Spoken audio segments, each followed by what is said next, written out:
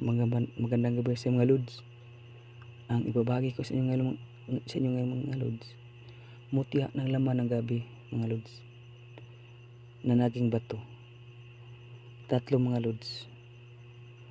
Ito ang sabi ko sa inyo mga lods, kapag nakikita kayo ng isang mutya mga lods, tulad nito. Nakita ko ito mga lods, mutya ng gabi, ng laman ng gabi na naging bato mga lods.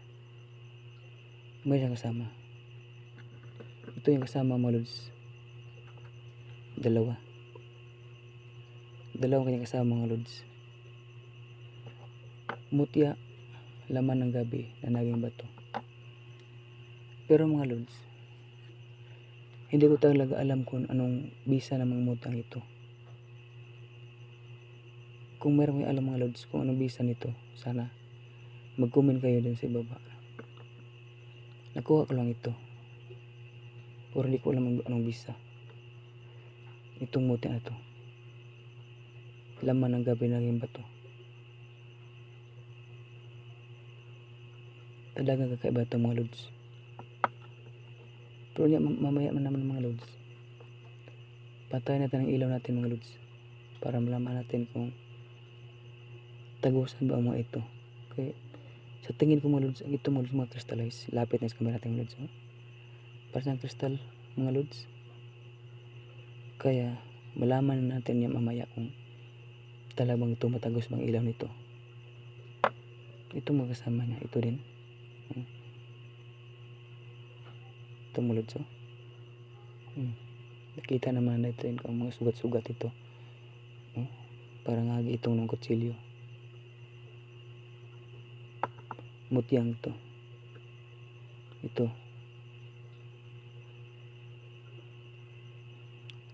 Laman ng gabi na naging bato. Talaga pambihira ang mutyang ito mga lods.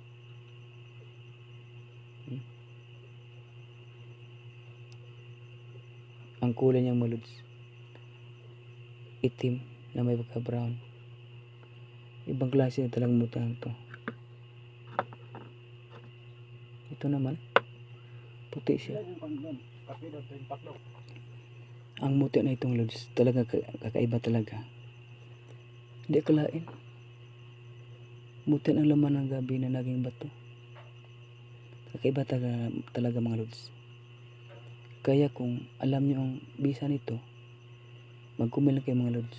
Huwag nyo magkalimutan mag-like naman, para ako patuloy ko mag-upload ng mga iba't uri ng mga mutya mga lods. Kaya kayo mahilig sa mutya, mag-like na kayo.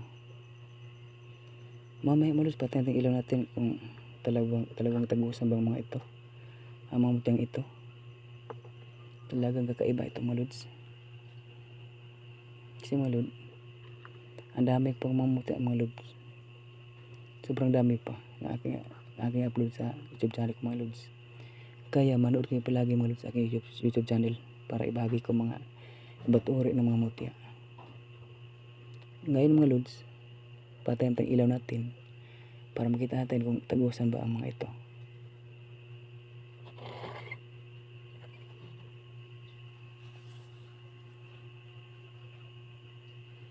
Unahin natin ito mga lods. Unahin natin.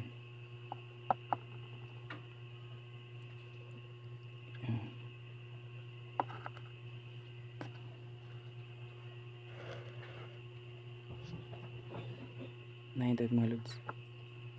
Ito mga lods. Unahin ito kung tumatagos ang ilaw nito. Unahin natin ito.